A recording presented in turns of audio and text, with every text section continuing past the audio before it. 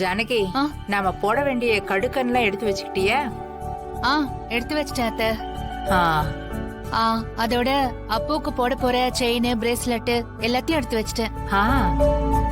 எல்லாத்தையும் சரியா எடுத்து வச்சுக்க, எதையும் மறந்துடக்கூடாது.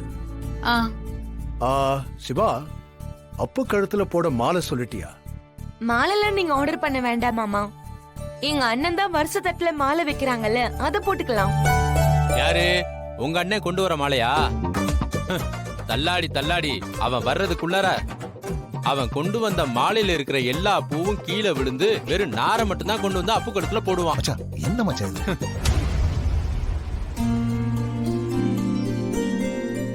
ஐயா வாங்க வாங்க வாங்க. ஐயா வணக்கம். வணக்கம். வணக்கம்மா. வணக்கம். கொடு, இந்தாங்க வாங்கி. வாங்கிக்கோங்க. நாளைக்கு எங்க வீட்டு பையனுக்கு காது குத்துற விழா வச்சிருக்கு. அத நீங்களா வந்து சிறப்பா நடத்தி கொடுக்கணும். நாளைக்கு காது குத்துற ஏற்பாடு எல்லாம் நீங்க எல்லாரும் சேர்ந்து வந்து செய்யணும்.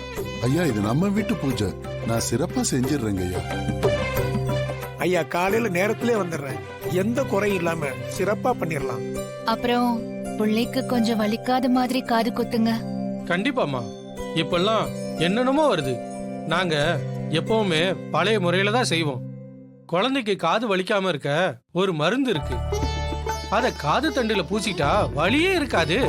சரிங்க, நல்லது. சரிங்க, அப்ப நாங்க கிளம்புறோம். ஐயா, வாங்க. ஐயா வாங்க வாங்க.